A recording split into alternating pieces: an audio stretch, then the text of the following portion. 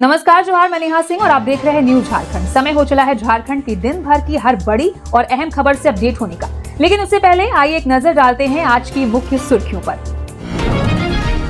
झारखंड की cement factory में blast, 3 इंजीनियरों की मौत, यूनिट इंचार्ज का आरोप, ओवर हीटिंग के चलते हादसा हुआ, कई बार एसी लगाने का कहा था। झारखंड में अगले 5 दिन बादल बारिश के आसार, 30 से 40 किलोमीटर की रफ्तार से चलेंगी हवाएं, 25 अगस्त तक कई हिस्सों में बरसेंगे बादल। छात्रों पर लाठीचार्ज के विरोध में हजारीबाग में मौन जुलूस आज।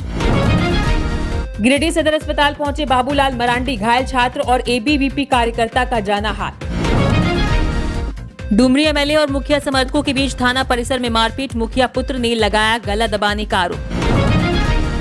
सरायकेला खरसावा में एथनॉल लदा टैंकर पलटा, स्विफ्ट कार को टक्कर मारने से हुआ हादसा, 3 लोग घायल, ड्रम में एथनॉल भरते दिखे लोग। हजारीबाग में पुलिस राहुल दुबे गैंग में मुठभेड़, 2 अपराधी घायल, 1 फरार, 2 अवैध हथियार, गोलियां और खोखा बरामद। पुतला दहन के दौरान झड़प, डीएसपी बोले छात्र मनमानी ढंग से कर रहे थे प्रदर्शन, पुलिस को करना पड़ा हल्का बल प्रयोग। संजय सेठ ने सीबीआई जांच की मांग की, कहा छात्रों पर पड़ी एक लाठी का देना होगा जवाब। झारखंड में अवैध रूप से चल रहे विदेशियों पर कसेगा शिकंजा, बायोमेट्रिक रिकॉर्ड व होल्डिंग कैंप बनाने की तैयारी। ये थी सुर्खियां, आप जानते हैं सभी खबरों को विस्तार से। झारखंड की सीमेंट फैक्ट्री में ब्लास्ट, 3 इंजीनियरों की मौत, यूनिट इंचार्ज का आरोप, ओवर हीटिंग के चलते हादसा हुआ, कई बार एसी लगाने का कहा था। रामगढ़ के बरकाकाना स्थित मां छिन्नमस्तिका सीमेंट एंड इस्पात फैक्ट्री में शुक्रवार देर रात बड़ा हादसा हो गया। काम के दौरान अचानक टरबाइन में जोरदार धमाका हुआ और पावर प्लांट में आग लग गई। इस हादसे में 3 इंजीनियर्स की झुलसने से मौत हो गई, जबकि 1 मजदूर गंभीर रूप से घायल हो गया। मृतकों में रांची के संजीव कुमार केसरी, बोकारो के विनीत महतो और गढ़वा के अभिषेक पांडे शामिल हैं। घायल मजदूर तरुण रजवार का अस्पताल में इलाज चल रहा है। धमाके की सूचना मिलते ही पुलिस और दमकल की कई गाड़ियां मौके पर पहुंची और काफी प्रयास के बाद आग बुझाई गई। हादसे के बाद शनिवार सुबह बड़ी संख्या में ग्रामीण फैक्ट्री के बाहर पहुंच गए। ग्रामीणों ने मृतकों के परिवार को मुआवजा और परिवार के एक सदस्य को नौकरी देने की मांग की है। फैक्ट्री के power plant in charge Anurag Tripathi ने बताया कि ज्यादा गर्मी और ओवर हीटिंग की वजह से हादसा हुआ हो सकता है। उन्होंने कहा कि तापमान कम करने के लिए प्रबंधन से एसी लगाने की मांग की गई थी, लेकिन इस पर ध्यान नहीं दिया गया। हालांकि हादसे की सही वजह जांच के बाद ही सामने आएगी। घटना के बाद फैक्ट्री के बाहर लोगों में काफी नाराजगी है। गिरिडीह सदर अस्पताल पहुंचे बाबूलाल मरांडी, घायल छात्र और एबीवीपी कार्यकर्ता का जाना हाथ। गिरिडीह के मुख्यमंत्री हेमंत सोरेन के पुतला दहन कार्यक्रम के दौरान जेएमएम कार्यकर्ताओं और छात्र नेताओं के बीच हुई झड़प के बाद मामला गर्मा गया है। इस घटना में 2 युवक घायल हुए हैं, जिनका इलाज गिरिडीह सदर अस्पताल में चल रहा है। शनिवार को नेता प्रतिपक्ष बाबूलाल मरांडी अस्पताल पहुंचे और घायल एबीवीपी कार्यकर्ता मंटू मुर्मू से मुलाकात की। उन्होंने डॉक्टरों से मंटू की तबीयत की जानकारी ली और घटना के बारे में भी जानकारी प्राप्त की। बताया गया कि छात्रों और छात्र संगठनों ने हेमंत सोरेन का पुतला दहन कार्यक्रम किया था। इसी दौरान जेएमएम कार्यकर्ताओं और छात्र नेताओं के बीच किसी बात को लेकर विवाद हो गया। दोनों पक्षों में झड़प हो गई। इसमें 2 युवक घायल हुए, जिन्हें अस्पताल में भर्ती कराया गया। बाबूलाल मरांडी ने घटना पर चिंता जताते हुए कहा कि शांतिपूर्ण तरीके से विरोध करने वाले छात्रों के साथ मारपीट गंभीर मामला है। उन्होंने घायलों के बेहतर इलाज और पूरे मामले की निष्पक्ष जांच की मांग की। छात्रों पर लाठीचार्ज के विरोध में हजारीबाग में मौन जुलूस आज। जेपीएससी जेएसएससी परीक्षाओं में कथित अनियमितता को लेकर रिफॉर्म मंच आज 22 अगस्त की देर शाम मौन जुलूस निकालेगा। मंच ने छात्रों, युवाओं और आम लोगों से जुलूस में शामिल होने की अपील की है। मंच का आरोप है कि रांची, हजारीबाग और गिरिडीह में शांतिपूर्ण आंदोलन कर रहे छात्रों पर पुलिस ने कार्रवाई की। वहीं गिरिडीह में झामुमो कार्यकर्ताओं पर छात्रों के साथ मारपीट करने का भी आरोप लगाया गया है। इन घटनाओं के विरोध में मंच ने मौन जुलूस निकालने का फैसला लिया है। दरअसल छात्रों के आंदोलन के बाद राज्य सरकार ने कुछ नियुक्तियां रद्द की थी, लेकिन हाईकोर्ट ने सरकार के फैसले पर रोक लगा दी। इसके बाद हटाए गए कर्मचारियों ने दोबारा अपनी नौकरी ज्वाइन कर ली। इससे छात्रों में नाराजगी बढ़ गई और उन्होंने सरकार पर भरोसा तोड़ने का आरोप लगाया। 21 अगस्त को कई जिलों में मुख्यमंत्री का पुतला दहन किया गया था। इसी दौरान रांची और हजारीबाग में पुलिस कार्रवाई और गिरिडीह में छात्रों के साथ झड़प की बात सामने आई। अब इसके विरोध में आज देर शाम मौन जुलूस निकाला जाएगा। झारखंड में अगले 5 दिन बादल बारिश के आसार, 30 से 40 किलोमीटर की रफ्तार से चलेंगी हवाएं, 25 अगस्त तक कई हिस्सों में बरसेंगे बादल। झारखंड में अगले 5 दिनों तक मौसम का मिजाज बदला रहेगा। मौसम पूर्वानुमान के अनुसार 25 अगस्त तक आसमान में बादल छाए रहने के साथ राज्य के कई हिस्सों में हल्के से मध्यम दर्जे की बारिश या मेघ गर्जन की प्रबल संभावना है। 23 अगस्त को उत्तर पश्चिमी झारखंड के पलामू, गढ़वा और चतरा तथा दक्षिण पश्चिमी हिस्से के गुमला, सिमडेगा और पश्चिमी सिंहभूम में कहीं कहीं भारी बारिश की भी संभावना जताई गई है। 24 और 25 अगस्त को भी राज्य में कहीं कहीं गर्जन, वज्रपात और 30 से 40 किलोमीटर प्रति घंटे की रफ्तार से तेज हवाएं चलने का अनुमान है। 22 अगस्त को भी मौसम में विशेष बदलाव की संभावना नहीं है।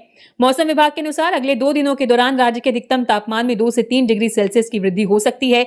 इसके बाद अगले 3 दिनों में तापमान में कोई बड़ा बदलाव होने की संभावना नहीं है।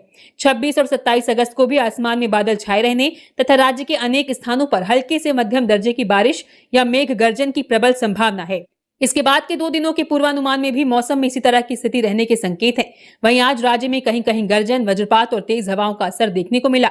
साथ ही 23 अगस्त को भारी बारिश वाले क्षेत्रों में विशेष सतर्कता की जरूरत होगी।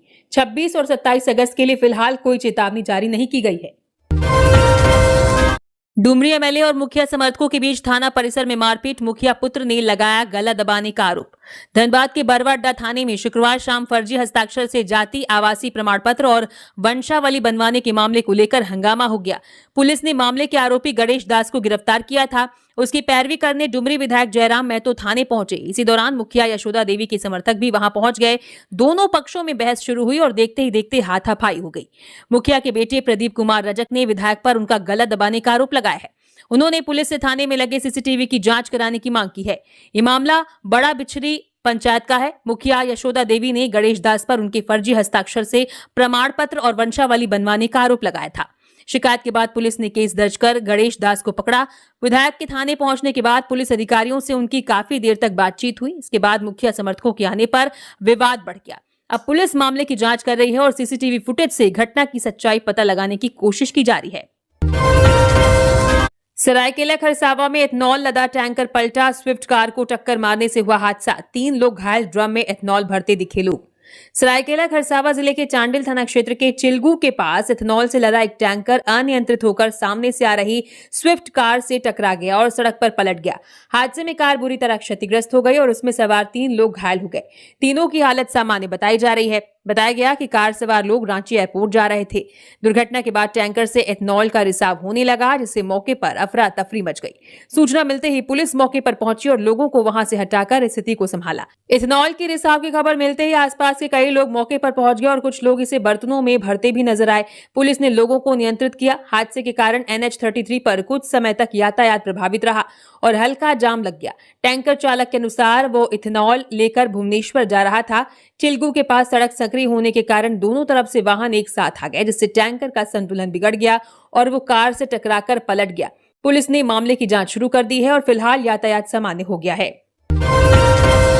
हजारीबाग में पुलिस राहुल दुबे गैंग में मुठभेड़, 2 अपराधी घायल, 1 फरार, 2 अवैध हथियार, गोलियां और खोखा बरामद। हजारीबाग के गिद्दी में शुक्रवार देर रात पुलिस और राहुल दुबे गैंग के सदस्यों के बीच मुठभेड़ हो गई। पुलिस को जानकारी मिली थी कि कुछ अपराधी कोयला खनन और ट्रांसपोर्टिंग इलाके में लेवी वसूलने के लिए डर का माहौल बनाने की तैयारी में है। इसके बाद पुलिस टीम ने गिद्दी, भुरकुंडा रोड और आसपास के जंगल में जांच शुरू की। रात करीब 3:50 पर बाइक पर 3 युवक आते दिखाई दिए। पुलिस ने उन्हें रोकने की कोशिश की, लेकिन वे बाइक छोड़कर जंगल की तरफ भागने लगे। पुलिस के अनुसार अपराधियों ने जवानों पर गोली चला दी। जवाबी कार्रवाई में 2 अपराधी घायल हो गए, जबकि तीसरा अंधेरे का फायदा उठाकर भाग निकला। घायल आरोपियों की पहचान बादल कुमार और रोहित कुमार उर्फ पीटर के रूप में हुई है। दोनों को इलाज के लिए सदर अस्पताल हजारीबाग भेजा गया है। पुलिस के मुताबिक पूछताछ में दोनों ने राहुल दुबे गैंग से जुड़े होने की बात कही है। पुलिस का कहना है कि उन्हें जेल में बंद दीपक करमाली उर्फ नेपाली के कहने पर गिद्दी भेजा गया था। मौके से पुलिस ने 2 देशी पिस्टल, गोलियां, 1 बाइक, 2 मोबाइल फोन और राहुल दुबे के नाम वाले 3 पर्चे बरामद किए हैं। फरार तीसरे आरोपी की तलाश में पुलिस जंगल और आसपास के इलाकों में अभियान चला रही है। पुतला दहन के दौरान झड़प, डीएसपी बोले छात्र मनमानी ढंग से कर रहे थे प्रदर्शन, पुलिस को करना पड़ा हल्का बल प्रयोग। रांची में जेपीएससी जेएसएससी रिफॉर्म्स मंच के पुतला दहन कार्यक्रम के दौरान शुक्रवार को विवाद हो गया। बताया गया कि कुछ युवकों ने मंच का पुतला छीनने और फेंकने की कोशिश की, जिसके बाद दोनों पक्षों में धक्का मुक्की और झड़प हो गई। इस घटना में मंच के सदस्य कुणाल प्रताप सिंह और रविंद्र पासवान घायल हो गए। डीएसपी केवी रमन ने बताया कि मंच को मोरहाबादी से करमटोली होते हुए अल्बर्ट एक्का चौक तक जाने की अनुमति थी, लेकिन कुछ लोग जेपीएससी कार्यालय के सामने प्रदर्शन करने लगे। भीड़ को हटाने के लिए पुलिस ने हल्का बल प्रयोग किया। डीएसपी ने लाठीचार्ज की बात से इनकार किया है। घटना के बाद अल्बर्ट इक्का चौक, कचहरी चौक और सदर अस्पताल के आसपास पुलिस की तैनाती बढ़ा दी गई। सदर अस्पताल में घायल युवकों का इलाज चल रहा है। पुलिस के अनुसार मौके पर कुछ लोगों को हिरासत में लेकर हटाया भी गया। वहीं भाजपा विधायक नवीन जायसवाल अस्पताल पहुंचे और पुलिस की कार्रवाई पर सवाल उठाए। जेपीएससी जेएसएससी रिफॉर्म्स मंच ने राज्य सरकार के खिलाफ पुतला दहन का कार्यक्रम रखा था। मंच का आरोप है कि प्रतियोगी परीक्षाओं को रद्द करने के मामले में सरकार ने छात्रों का पक्ष ठीक से नहीं रखा। इसी विरोध में रांची समेत कई जिलों में प्रदर्शन किया गया था।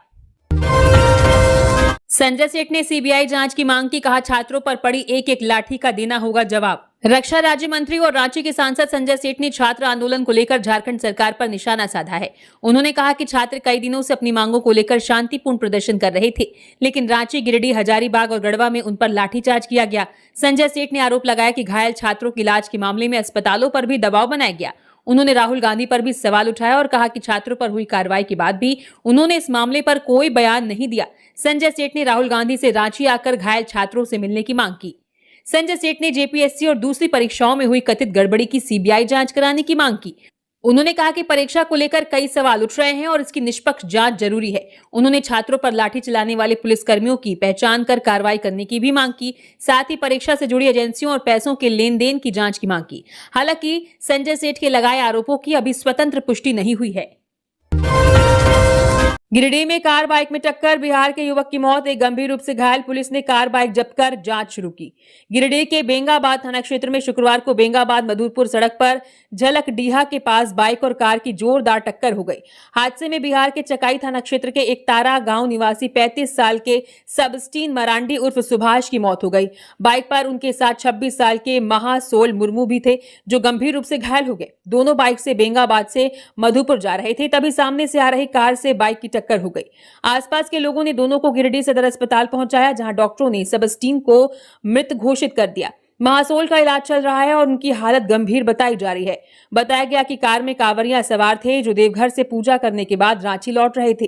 घटना की सूचना मिलने पर बेंगाबाद पुलिस मौके पर पहुंची और कार व बाइक को थाने ले गई।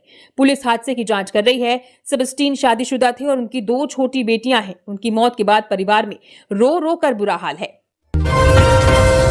माही रेस्टोरेंट संचालक से 1 करोड़ की रंगदारी मांगने का आरोप।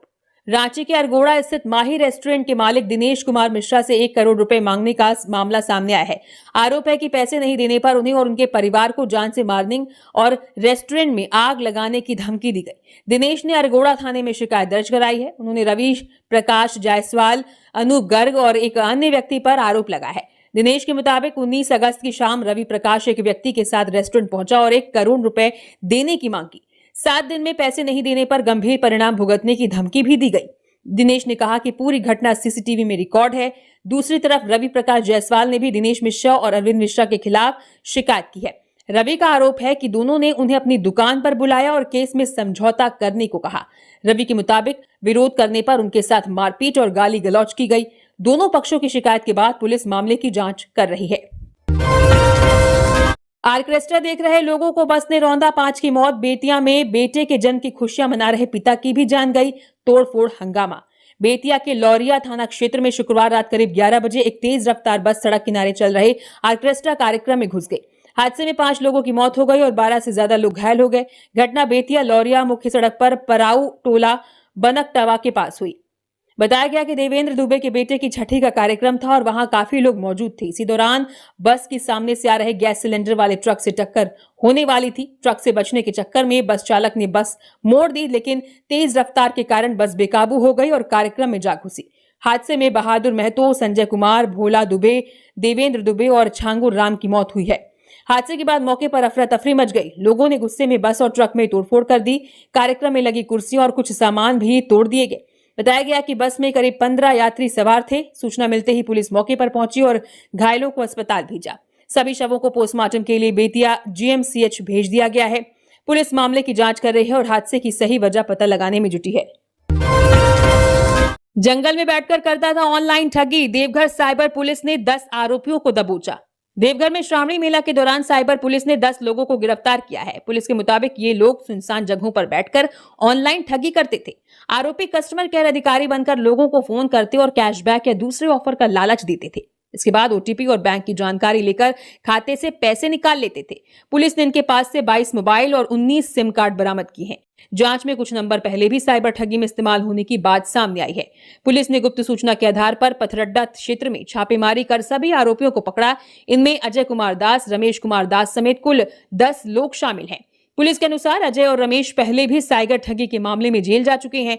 पुलिस का कहना है कि आरोपी श्रावणी मेला में आने वाले श्रद्धालुओं को भी ठगने की तैयारी कर रहे थे। फिलहाल पुलिस मोबाइल और सिम की जांच कर रही है और आरोपियों से पूछताछ की जा रही है। झारखंड में अवैध रूप से चल रहे विदेशियों पर कसेगा शिकंजा, बायोमेट्रिक रिकॉर्ड व होल्डिंग कैंप बनाने की तैयारी।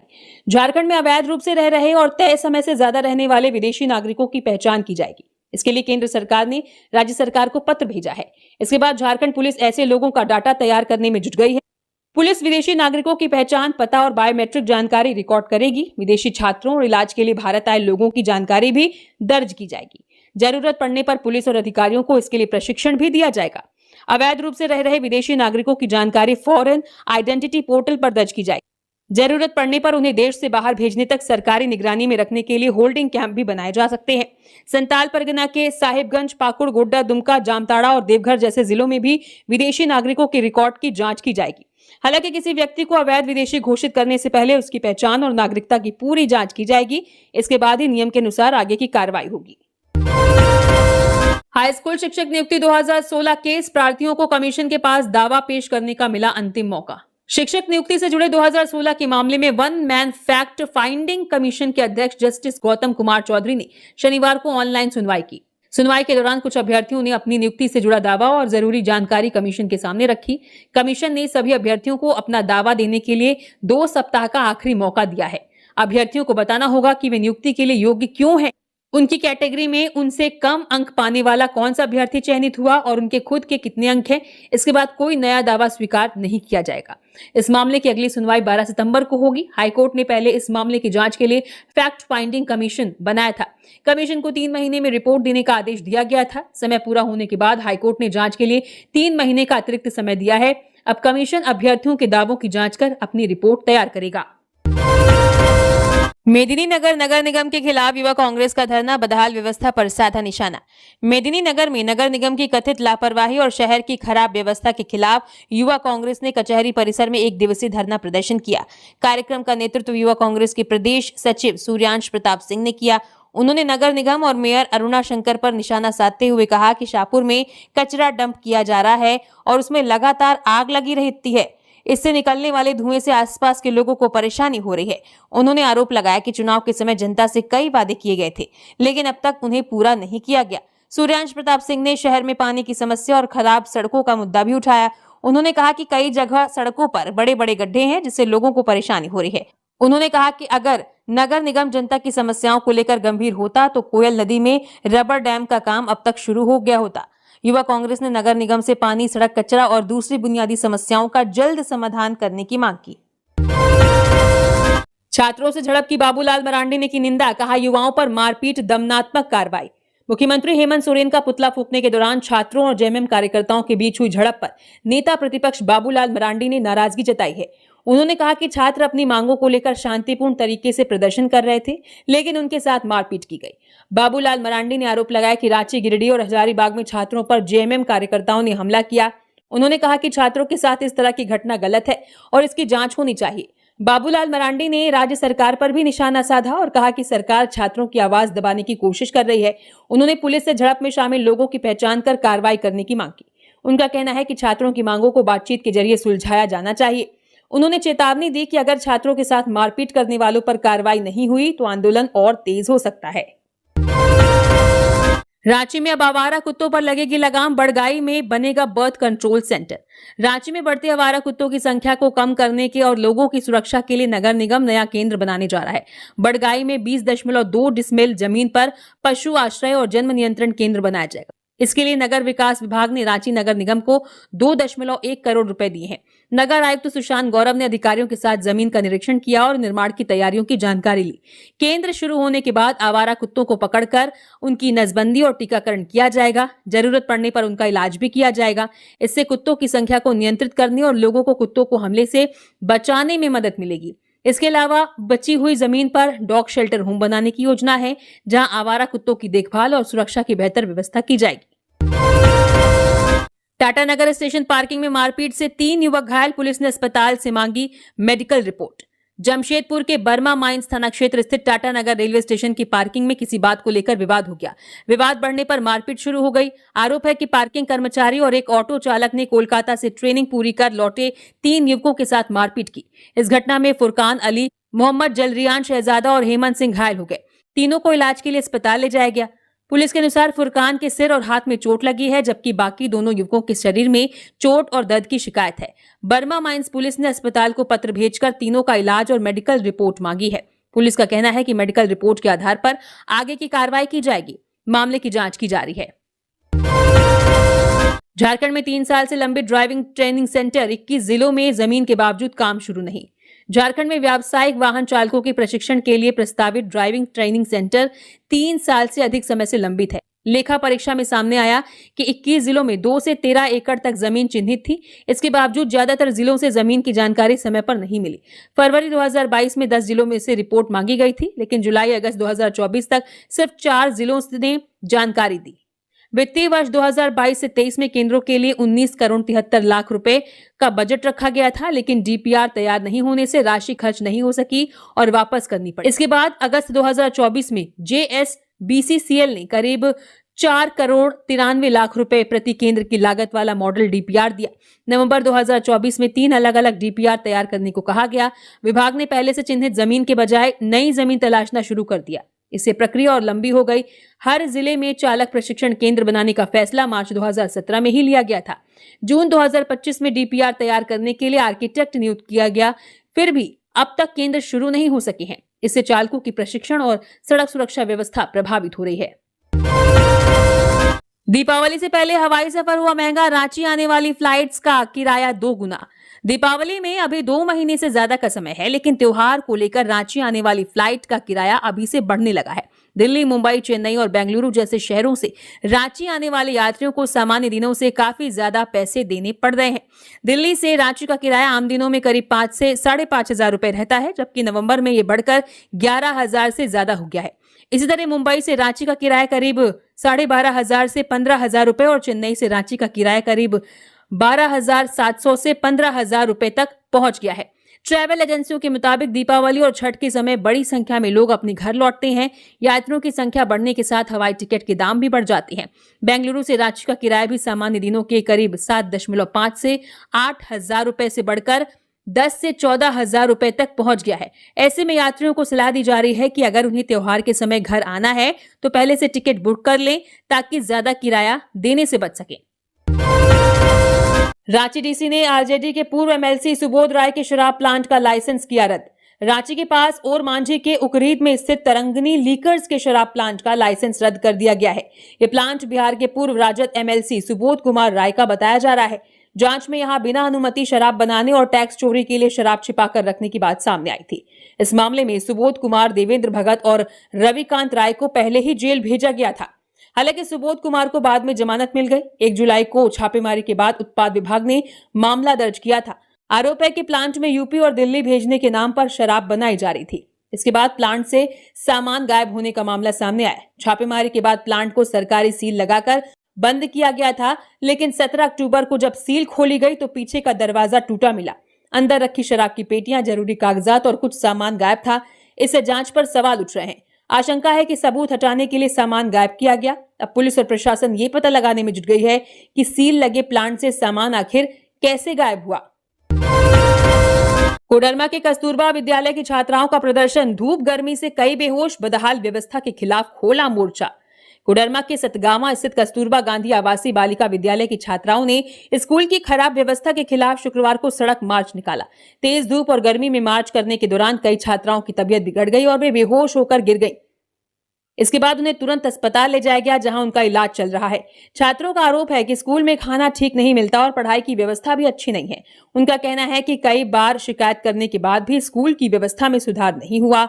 छात्राएं हाथों में तख्तियां लेकर प्रखंड मुख्यालय पहुंची और अधिकारियों के सामने अपनी समस्याएं रखी। उन्होंने स्कूल में मिलने वाले खाने, पढ़ाई और साफ सफाई की व्यवस्था सुधारने की मांग की। छात्राओं का कहना है कि 15 अगस्त को भी उन्होंने अपनी समस्याएं बताई थीं और अधिकारियों ने सुधार का भरोसा दिया था, लेकिन अब तक कोई खास बदलाव नहीं हुआ। छात्राओं ने पूरे मामले की जांच कर स्कूल की व्यवस्था जल्द ठीक करने की मांग की है। गैंगस्टर सुजीत सिन्हा की पत्नी रिया सिन्हा पलामू कोर्ट में पेश, फायरिंग से जुड़ा मामला। गैंगस्टर सुजीत सिन्हा की पत्नी रिया सिन्हा को शनिवार को कड़ी सुरक्षा के बीच चाईबासा जेल से पलामू लाया गया। उसे पलामू व्यवहार एडीजे 08 की अदालत में पेश किया गया, जहां उसका बयान दर्ज किया गया। रिया सिन्हा 2018-19 में पड़वा थाना क्षेत्र में हुई फायरिंग के मामले में आरोपी है। इसी मामले में सुजीत सिन्हा समेत कई लोगों पर केस दर्ज है। कोर्ट में पेशी के बाद रिया को वापस चाईबासा जेल ले जाया गया। रिया के वकील चितरंजन पांडे ने बताया कि वो एसटी नंबर 255/2019 मामले में कोर्ट में पेश हुई थी। कुछ दिन पहले सुजीत सिन्हा के अंतिम संस्कार में शामिल होने के लिए रिया पैरोल पर पलामू के हुसैनाबाद भी आई थी। सुजीत सिन्हा झारखंड का कुख्यात गैंगस्टर था और उस पर कई गंभीर मामले दर्ज थे। रिया पर भी कई आपराधिक मामले दर्ज हैं। देवघर में बिहार के बीडीओ की संदिग्ध मौत, पत्नी ने महिला शिक्षक पर लगाए आरोप। देवघर में बिहार में तैनात बीडीओ राकेश कुमार चौधरी की शुक्रवार देर रात संदिग्ध हालत में मौत हो गई। उनका शव बम बाबा पथ के पास मिला। पुलिस ने उन्हें गंभीर हालत में देखा और तुरंत सदर अस्पताल पहुंचाया, लेकिन डॉक्टरों ने उन्हें मृत घोषित कर दिया। पुलिस को शुरुआती जांच में जहरीला पदार्थ खाने की आशंका है। हालांकि मौत की सही वजह पोस्टमार्टम रिपोर्ट और जांच के बाद ही पता चलेगी। घटना की जानकारी मिलते ही उनके परिवार को सूचना दी गई और परिजन अस्पताल पहुंचे। राकेश चौधरी की पत्नी ने पुलिस को बताया कि एक महिला शिक्षक पिछले कुछ दिनों से उनके पति के संपर्क में थी। पत्नी का आरोप है कि उस महिला ने उनके पति के साथ ठगी की थी। उन्होंने बताया कि शुक्रवार को भी राकेश उस महिला के घर गए थे और कुछ देर बाद उनका शव उसके घर के बाहर मिला। पुलिस अब इस मामले में मृतक के संपर्क में रहे लोगों और घटनास्थल की जांच कर रही है। राकेश चौधरी देवघर के रहने वाले थे और उनका पैतृक घर मोहनपुर में बताया गया है। मौत की असली वजह जांच के बाद ही सामने आएगी। एलवी सिंह की पत्नी ने ईडी से 10 दिनों का मांगा समय। धनबाद के चर्चित कोयला कारोबारी एलवी सिंह की पत्नी आरती सिंह ने ईडी से पूछताछ के लिए 10 दिन का समय मांगा है। ईडी ने उन्हें 20 अगस्त को पूछताछ के लिए बुलाया था, लेकिन वो पेश नहीं हुई। आरती सिंह ने बताया कि वो फिलहाल झारखंड से बाहर है, इसलिए उन्होंने 10 दिन का समय मांगा है। ईडी ने अभी उनकी मांग पर कोई फैसला नहीं लिया है। जल्द ही पूछताछ के लिए नई तारीख तय कर समन भेजा जा सकता है। ईडी ने कोयला घोटाले से जुड़े मामलों में मिले दस्तावेजों की जांच के बाद एलवी सिंह की पत्नी, भाई और साले को पूछताछ के लिए बुलाया था। एलवी सिंह के भाई और साले ने भी एक महीने का समय मांगा था। दोनों ने परिवार में बीमारी का कारण बताया था, लेकिन ईडी ने उनकी मांग नहीं मानी और अगले सप्ताह पेश होने का नया समन जारी किया है। बोकारो लापता बच्ची केस सीबीआई जांच को तैयार, सरकार को भी आपत्ति नहीं। बोकारो से साल 2020 में लापता हुई 14 साल की लड़की के मामले की जांच अब सीबीआई को सौंपे जाने की तैयारी है। हाईकोर्ट में सुनवाई के दौरान सीबीआई ने कहा कि वो मामले की जांच के लिए तैयार है। वहीं राज्य सरकार ने भी जांच सीबीआई को सौंपे जाने पर कोई आपत्ति नहीं जताई है। इस मामले में हाईकोर्ट 25 अगस्त को फिर सुनवाई करेगा। लड़की के लापता होने के बाद पुलिस ने मामला दर्ज कर जांच शुरू की थी, लेकिन उसका अब तक कोई पता नहीं चल सका। 3 लोगों का नार्को टेस्ट भी कराया गया था, लेकिन उससे भी कोई जानकारी नहीं मिली। इसके बाद लड़की की मां ने हाईकोर्ट में याचिका दायर की। पहले मामले की जांच पुलिस और फिर सीआईडी को दी गई थी। सीआईडी की जांच में सामने आया कि लड़की की तलाश दूसरे राज्य में भी करनी पड़ सकती है। इसके बाद मामले की जांच सीबीआई से कराने की मांग की गई। हाईकोर्ट ने राज्य सरकार से इस पर जवाब मांगा तो सरकार ने कहा कि अगर कोर्ट सीबीआई को जांच सौंपता है तो उसे कोई आपत्ति नहीं है। अब 25 अगस्त की सुनवाई में कोर्ट इस मामले में आगे का फैसला कर सकता है। इसी तरह से हर बड़ी और अहम खबरों से अपडेट रहने के लिए न्यूज़ झारखंड चैनल को सब्सक्राइब करें और बेल आइकन प्रेस करें। धन्यवाद।